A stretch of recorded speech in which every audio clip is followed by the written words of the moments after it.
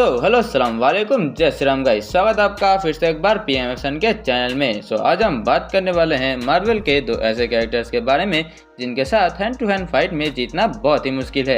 एक तरफ है हमारे कैप्टन अमेरिका जिसके पास सुपर सोल्जर सीरम है और वो पहले आर्मी में भी काम कर चुके हैं, और वहीं दूसरी तरफ है हमारे किंग टिचाला या फिर कह लो ब्लैक पैंथर, जिन्होंने हैंड टू हैंड फाइट में विंटर सोल्जर को बहुत ही अच्छी तरीके से टक्कर दिया था और एक बार तो उनकी फाइट कैप्टन अमेरिका से भी हो गई थी। और हाँ, ये जरूर याद रखना कि हम यहाँ वर्दी कैप्टन अमेरिका की बात नहीं करेंगे। चलो देर किस बात की, फोन को लेकर किसी एक जगह पे बैठ जाओ और वीडियो को स्टार्ट करते हैं एक छोटे से इंट्रो के साथ।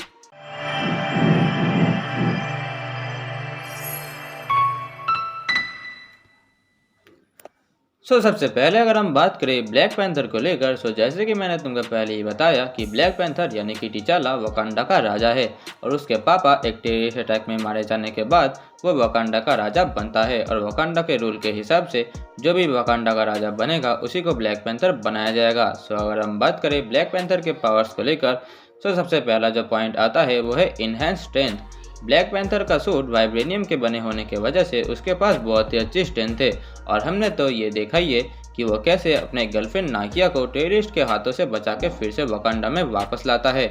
और हमने ये भी देखा है कि वो ब्लैक पैंथर ना होते हुए भी एम्बाको को फाइट में हरा देता है। अगर हम बात करें हमारे दूसरे नंबर पॉइंट की, जो कि है इनहेंस स्पीड। ब्लैक पैंथर अपने सूट की मदद से बहुत ही तेज भाग सकता है और हमने इन्फिनिटी वॉर में भी देखा है कि जब थैनोस के आर्मी वकांडा पर अटैक करने आते हैं तब वो स्पीड में कैप्टन अमेरिका को भी पीछे छोड़ देता है।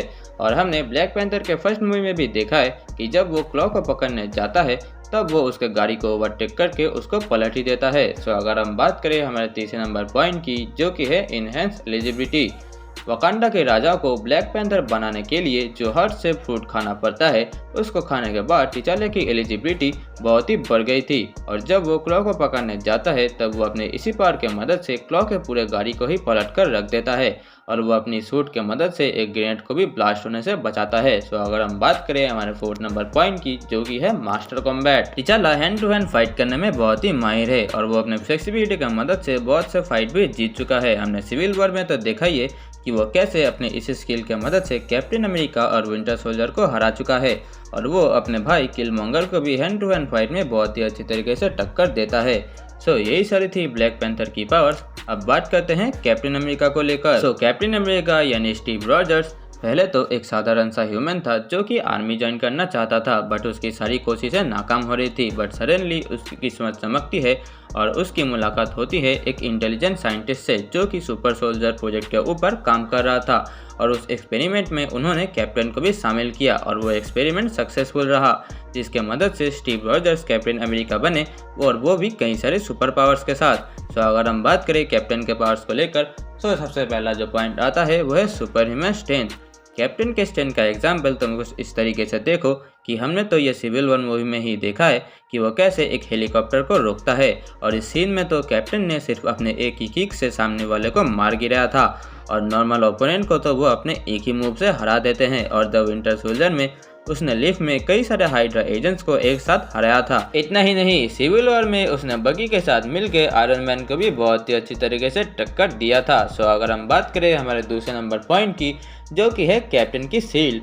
फाइट करते समय कैप्टन अमेरिका ज़्यादा इक्विपमेंट तो यूज़ नहीं करते, बस वो एक शील्ड यूज़ करते हैं जो कि बनी है एक पावरफुल एलिमेंट वाइब्रेनियम से और ये शील्ड ऑलमोस्ट अनब्रेकेबल है। ये शील्ड नॉर्मल गन शॉट से लेकर थॉर के बिजली तक को सरवाइव कर सकती है और इस शील्ड को भी हमने टूटते हुए देखा है इन गेम मूवी में जब कैप्टन अमेरिका और थैनोस की फाइट हो रही थी और वहाँ पर सिर्फ कैप्टन की ही नहीं बल्कि थैनोस की वेपन भी आधी टूट चुकी थी। इसी से हम समझ सकते हैं कि कैप्टन अमेरिका की ये शील्ड कितनी पावरफुल है। अगर हम बात करें हमारे तीसरे नंबर पॉइंट की, जो कि है speed and reflexes. Super soldier serum होने की वजह से कैप्टन की स्पीड और रिफ्लेक्सेस काफी ज्यादा तेज हो गई थी।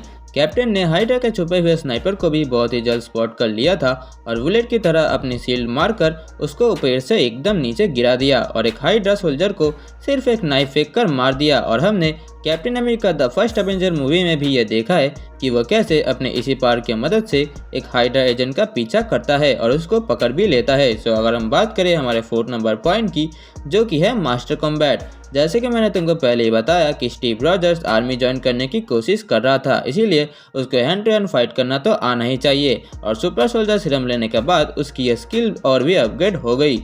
इसका एग्जाम्पल तुम कुछ इस तरीके से देखो कि वो कैसे वकांडा के राजा ब्लैक पैंथर को टक्कर दे रहा था, जिसको फाइटिंग स्किल्स में हराना बहुत ही मुश्किल है। और हमने कैप्टन को अपने आप से भी फाइट करते हुए देखा है एवेंजर्स इन गेम में, और हमने कैप्टन अमेरिका विंटर सोल्जर में भी यह देखा है कि वह कैसे अपने दोस्त बकी के साथ हैंड टू हैंड फाइट करता है। अगर उस टाइम बकी के पास अपनी लोहे की हाथ ना होती तो शायद वहीं पर अपना कैप्टन अमेरिका उसको मार गिराता, बट ऐसा कभी हुआ ही नहीं। देखो, इस कंपैरिजन को देखते हुए मुझे तो ये लगता है कि ब्लैक पैंथर ही जीतेगा। देखो, जैसे कि मैंने तुमको पहले ही बताया कि ब्लैक पैंथर की फाइट जब विंटर सोल्जर से हो रही थी तब बकी के ऊपर हमारा ब्लैक पैंथर भारी पड़ रहा था, और मुझे तो ये भी लगता है कि अगर उन दोनों की फाइट कुछ और देर तक चलती तो ब्लैक पैंथर विंटर सोल्जर को आराम से हरा देता। बट वहीं दूसरी तरफ जब कैप्टन अमेरिका और विंटर सोल्जर की फाइट हो रही थी तब कैप्टन अमेरिका को थोड़ा स्ट्रगल करना पड़ रहा था। इसके अलावा हमने एक बार सिविल वॉर मूवी में कैप्टन अमेरिका को एक हेलीकॉप्टर को भी रोकते हुए देखा है, जो कि बहुत ही बेहतरीन सीन था। बट हमने ब्लैक पैंथर मूवी में टिचाला को एक राइनो को डिफीट करते हुए देखा है। लिटरली ब्लैक पैंथर ने उसकी पूरी मोमेंटम ही चेंज कर दी थी। और मैं तुमको बता दूं कि उस राइनो की लेंथ ऑलमोस्ट 17 फीट थी, जो कि राइनोस की सबसे लार्जेस्ट स्पीसीज में होती है।